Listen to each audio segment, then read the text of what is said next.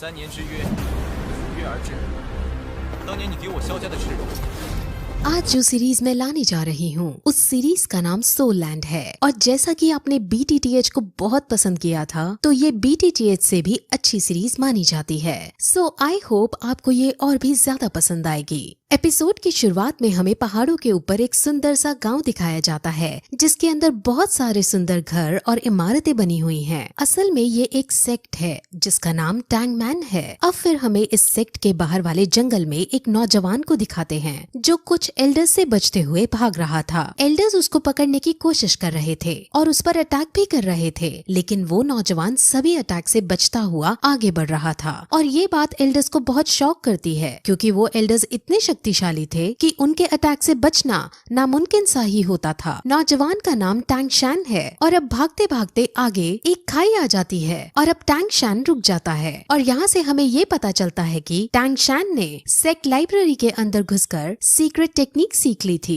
ऐसा करना मना था और अब इसकी सजा में टैंग शैन को मृत्यु दंड दिया जाने वाला है। वहाँ टैंग शैन जो अपने असूलों का पक्का था और उसे ये पता था कि इसकी सजा मृत्यु दंड ही है, इसीलिए वो खुद अब सुसाइड करने का ही डिसाइड करता है और साथ ही साथ उन्हें ये भी बताता है कि उसने इस सीक्रेट टेक्निक को किसी और को नहीं बताया है और सारी टेक्निक्स उसके कमरे में ही हैं। और ऐसा कहते ही वो उस टेक्निक का सबसे खतरनाक हथियार निकाल लेता है और सेक्ट के लीडर को समर्पित करता है, जिसके बाद वो अपने सारे कपड़े उतारता है क्योंकि वो टैंग सेक्ट से लिया हुआ सब कुछ वापस लौटा देना चाहता था और फिर खुद खाई से नीचे कूद जाता है। तभी सेक्ट लीडर उसे मरने से बचाने की भी कोशिश करता है, लेकिन टैंग शैन अपने इरादे का पक्का था और वो खाई में गिरकर अपने आप को मार डालता है। उसके मरते ही उसकी आत्मा अलग अलग दुनियाओं को क्रॉस करते हुए पैरेलल यूनिवर्स में चली जाती है और वहाँ वो एक नवजात शिशु के रूप में जन्म लेता है और उसका नाम भी वहाँ टैंग शैन ही रखा जाता है। उसे अब अपने पहले जन्म की सारी बातें और सारी टेक्निक्स याद होती हैं, जिस वजह से वो बचपन से ही उन टेक्निक्स को पहाड़ के ऊपर जाकर प्रैक्टिस करता है। इस दुनिया के अंदर डौलो कॉन्टिनेंट है। इस दुनिया के अंदर हर कोई 6 साल की उम्र में अपनी एक स्पेशल एबिलिटी एक्टिवेट करता है। इस एबिलिटी का नाम स्पिरिट सोल है और स्पिरिट सोल को हासिल करने के बाद लोगों के पास अलग अलग तरह की एबिलिटीज आ जाती हैं। एक दिन जब वो पहाड़ से टेक्निक करते हुए वापस आ रहा होता है तो उसे पता चलता है कि इसी साल नए बच्चों की एबिलिटी जगाने के लिए एक स्पिरिट मास्टर उनके गांव में आ रहे हैं। इस स्पिरिट मास्टर का नाम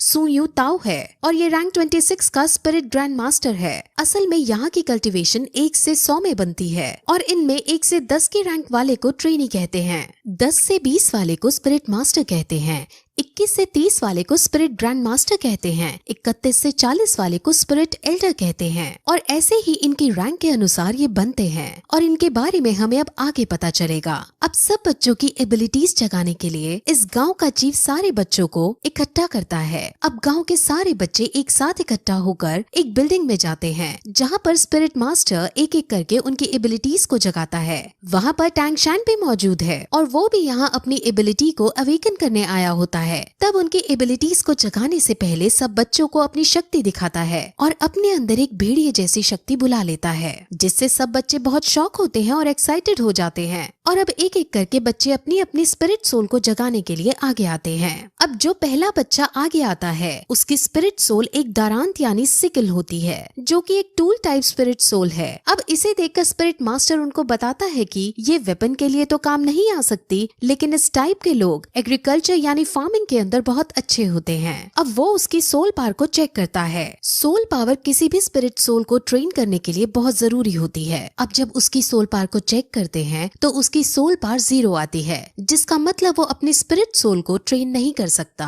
और पूरा जीवन भर एक नॉर्मल इंसान ही रहेगा। ऐसा करते करते वो और भी बच्चों को चेक करता है जिसमें ज्यादातर फार्मिंग स्किल्स की एबिलिटीज को रखने वाले बच्चे ही निकलते हैं। वहीं फिर एक लड़की अपनी सोल पावर चेक कराने आती है और उसकी स्पिरिट सोल एक ब्लू सिल्वर ग्रास की होती है। ब्लू सिल्वर ग्रास बहुत कॉमन ग्रास है और इसकी कोई स्पेशल एबिलिटी भी नहीं होती और इस टाइप की स्पिरिट सोल को सबसे बेकार स्पिरिट सोल माना जाता है और ये बहुत कमजोर होती है। अब इसके बाद हमारा मेन कैरेक्टर जिसका नाम टैंग शैन है वो आगे आता है और अपना सीधा हाथ बढ़ाकर कंसंट्रेट करता है और उसके हाथ से भी ब्लू सिल्वर ग्रास बाहर आती है, लेकिन तभी उसके उल्टे हाथ में भी कुछ होने लगता है और वहाँ पर हमें एक हथौड़ा दिखता है जिसे वो मुंह बंद करके छुपा लेता देता है। अब इसके बाद स्पिरिट मास्टर टैंगशान की सोल पार्ट चेक करता है और उसकी सोल पार्ट 10th लेवल पर होती है और ये बहुत रेयर कंडीशन होती है। असल में जिन लोगों की सोल पावर अवेकनिंग के वक्त फुल यानी 10th लेवल की होती है तो उन्हें बॉर्न विद सोल पावर यानी कि इनेट सोल पावर का दर्जा दिया जाता है और ऐसे लोग बहुत ही काम के होते हैं। ऐसे लोग बहुत ताकतवर बनते हैं और लाइफ में बहुत आगे तक जाते हैं। अब स्पिरिट मास्टर उसे बताते हैं कि अवेकन होने के बाद सोल पावर की 10th लेवल सबसे हाईएस्ट लेवल होती है, जिस पर अब टैंगशान ये पूछता है कि क्या हम इसके आगे नहीं जा सकते, यानी क्या इसके आगे ट्रेन नहीं कर सकते, जिस पर मास्टर उसे समझाते हैं कि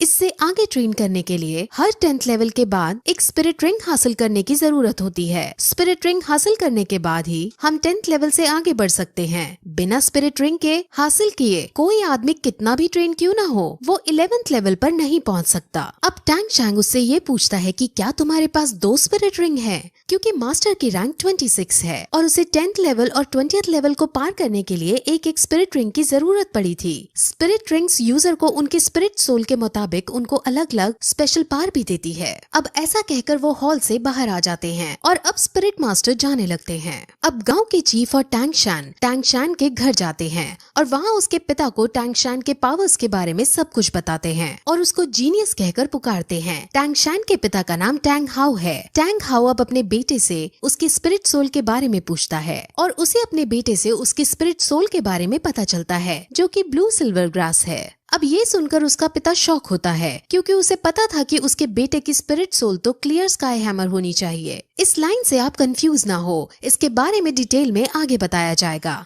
अब गांव के चीफ ये चाहते थे कि टैंगशान शहर की एक एकेडमी में जाकर ट्रेनिंग करे, लेकिन टैंग हाउ साफ मना कर देता है। अब क्यों मना किया है ये भी हमें आगे पता चलेगा। गांव का चीफ बहुत शॉक होता है और उससे लड़ता भी है क्योंकि इतने बड़े टैलेंट को घर में रखना सही नहीं है, इसको बाहर जाकर बेस्ट ट्रेनिंग हासिल होनी चाहिए। अब चीफ के बार बार समझाने पर भी टैंग हाउ नहीं मानता और चीफ अब वहाँ से चला जाता है। अब टैंग हाउ को ये लगता है कि उसके इस डिसीजन से उसका बेटा नाराज होएगा, लेकिन टैंगशान उसके इस डिसीजन से नाराज होने की बजाय उनकी बातों से संतुष्ट दिखाई देता है और कहता है कि हम एक लोहार की तरह भी अपना गुजारा चला सकते हैं। अब टैंग हाउ निराश होकर बैठ जाता है और वो दुखी होते हुए सभी स्पिरिट मास्टर्स को बेकार बताता है। अब टैंग हाउ टैंगशान से अपने स्पिरिट सोल को दिखाने को कहता है, जिस पर टैंगशान अपने हाथ से उसे ब्लू सिल्वर ग्रास निकाल कर दिखा देता है और ये देखकर वो बहुत चौंक जाता है। लेकिन तभी टैंगशान उसे अपनी एक और स्पिरिट सोल के बारे में बताता है और अपने दूसरे हाथ से क्लियर स्काई हैमर को बाहर निकालता है। अब ये देखकर टैंग हाउ को कुछ याद आता है कि कैसे कुछ साल पहले वो और उसकी वाइफ कुछ लोगों से बचकर भाग रहे थे और उसकी वाइफ अपने पति और अपने बच्चे को बचाने के लिए खुद को सैक्रिफाइस कर देती है। और अब यहाँ से हमें पता चलता है कि उसकी वाइफ की स्पिरिट सोल भी ब्लू सिल्वर ग्रास होती है। अब फिर टैंग हाउ अपने बेटे की डबल स्पिरिट सोल को देखकर उसे गले लगा लेता है और उसे अब एक बात समझाता है और कहता है कि तुम हमेशा अपने उल्टे हाथ के हैमर से अपने सीधे हाथ की ग्रास को प्रोटेक्ट करना। अब इसके बाद टैंग हाउ टैंगशान को लेकर काम सिखाने लगता है और उसको इस काम की अलग अलग टेक्निक सिखाता है और इन सभी टेक्निक्स की मदद से टैंगशान अब अपने पिछले जन्म की मेमोरीज का यूज करता है और उनकी मेमोरीज से वो कुछ हिडन वेपन्स बनाता है। अब अगले दिन टैंग हाउ अपने बेटे को शहर जाकर ट्रेनिंग करने की इजाजत दे देता है और साथ में ये भी कहता है कि वहाँ तुम अपना खर्चा लोहार का काम करके चला लेना। लेकिन शहर पढ़ने जाने के लिए टैंग हाउ उसके सामने कुछ शर्तें रखता है। वो उसे कहता है कि तुम कभी भी अपनी हैमर स्पिरिट में कोई भी स्पिरिट रिंग ऐड नहीं कर सकते। दूसरी शर्त में उसे वो कभी भी अपनी हैमर स्पिरिट सोल को दिखाने के लिए मना करता है और साथ ही साथ किसी को भी अपना ये रहस्य कि उसके पास 2 स्पिरिट सोल हैं बताने से मना करता है और जब तक उसकी जान पर ना आए तब तक वो उसे हैमर स्पिरिट का भी इस्तेमाल करने से मना करता है। अब इन शर्तों पर एग्री करके टैंगशान अपने सफर पर निकल जाता है। वो अब गांव के चीफ के पास जाता है और अब दोनों शहर के बड़े स्कूल में एडमिशन करवाने के लिए निकल जाते हैं। अब वो दोनों रास्ता पूछते हुए स्पिरिट मास्टर एकेडमी की तरफ जाते हैं, जहाँ पर उन्हें गेट कीपर रोक लेता है। अब चीफ उसे अपना पास दिखाता है जो उसको स्पिरिट मास्टर ने दिया था। गेट कीपर उस पास को चेक करता है और इस पास को वो फेक समझता है क्योंकि इस पास पर ब्लू सिल्वर ग्रास लिखा था, लेकिन साथ ही साथ सोल पार को 10 रैंक का भी बता रखा था। अब ब्लू सिल्वर ग्रास का होना और 10th रैंक का होना ऐसा बहुत रेयर कंडीशन में ही पॉसिबल है और जिस छोटी जगह से ये लड़का आया है वहाँ पर इस रेयर चीज का होना पॉसिबल नहीं है। अब चीफ और गेट कीपर की बहस होने लगती है और उनकी बहस इस कदर पहुंच जाती है कि गेट कीपर चीफ पर हाथ उठा देता है, लेकिन तभी टैंग शैन उसके हाथ को पकड़ लेता है और उसको नीचे गिरा देता है। टैंग शैन को अब बहुत गुस्सा आ चुका था और वो उसे मारने के लिए अपना हिडन वेपन एक्टिवेट कर देता है, लेकिन तभी एक आदमी वहाँ आता है और उन्हें रोकने की कोशिश करता है। इस आदमी को यहाँ पर सभी लोग ग्रैंड मास्टर कहते हैं और वो उनकी लड़ाई बंद करवाने के बाद उसको अंदर एडमिशन के लिए ले जाता है। अब रास्ते में टैंग शैन और ग्रैंड मास्टर कई तरह की बातें करते हैं, जिसमें ग्रैंड मास्टर अपनी आइडेंटिटी बताते हुए कहते हैं कि वो यहाँ का ग्रैंड मास्टर है और अगर टैंग शैन ग्रैंड मास्टर से कुछ सीखना चाहता है तो वो उसको टीचर बुला सकता है। अब वो और भी बातें करते हैं और क्योंकि ग्रैंड मास्टर ने उसका एडमिशन पास देखा होता है तो वो उससे कहता है कि तुम बहुत इंटेलिजेंट हो और उसे ये भी बताता है कि पिछले 100 सालों के अंदर तुम तीसरे आदमी हो जिसके पास 2 स्पिरिट सोल हैं। ये सुनकर टैंग शैन चौंक जाता है और अपने हिडन वेपन को फिर से एक्टिवेट करने के लिए रेडी हो जाता है। दरअसल वो ऐसा इसलिए करता है क्योंकि उसके पिता ने उसे कहा होता है कि उसकी 2 स्पिरिट सोल के बारे में किसी को नहीं पता चलना चाहिए और अब वो अपने इस खतरे को हटाने के लिए अपना हिडन वेपन एक्टिवेट करता है। लेकिन तभी ग्रैंड मास्टर उसे अब ये बताता है कि आखिर उसे इन सब के बारे में कैसे पता चला। असल में ग्रैंड मास्टर बहुत ज्यादा इंटेलिजेंट है और उसने पहले भी बहुत सारी रिसर्च कर रखी थी। उसमें उसे पता चला था कि दुनिया के अंदर ब्लू सिल्वर ग्रास वाली स्पिरिट सोल के सिर्फ 647 लोग हैं और उनमें से सिर्फ 16 के पास सोल पावर है और उन 16 की भी रैंक 1 से ज्यादा नहीं है।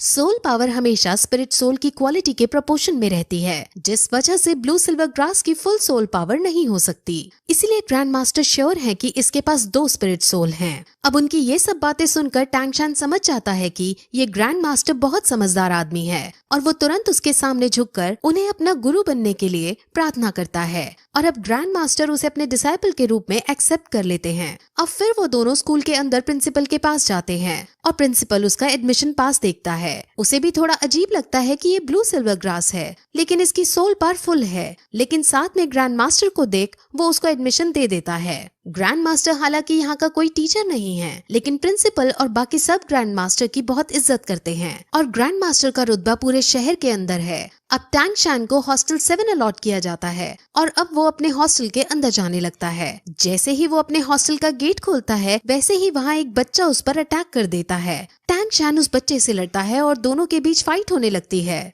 इस फाइट में टैंग शैन आसानी से उस बच्चे को मार दे देता है और सब बच्चे टैंग शैन के लिए ताली बजाने लगते हैं। अब फिर वो बच्चा खड़ा होता है और सम्मान पूर्वक उसे बताता है कि ये हॉस्टल का एक ट्रेडिशन है। यहाँ जो भी नया बच्चा आता है उससे यहाँ का बिग बॉस लड़ाई करता है और अगर वो नया बच्चा जीत जाता है तो उसे यहाँ का बिग बॉस बना दिया जाता है। अब क्योंकि टैंग शैन जीत गया था इसलिए सब उसके सामने झुक जाते हैं और उसे अपना बिग बॉस कहने लगते हैं। और तभी फिर हम ये देखते हैं कि वहाँ एक नई लड़की आती है। उस नई लड़की का नाम लिटिल वू है और अब परंपरा के अनुसार टैंग शैन इस लड़की पर अटैक कर देता है और फिर यही ये एपिसोड इस तरह खत्म हो जाता है।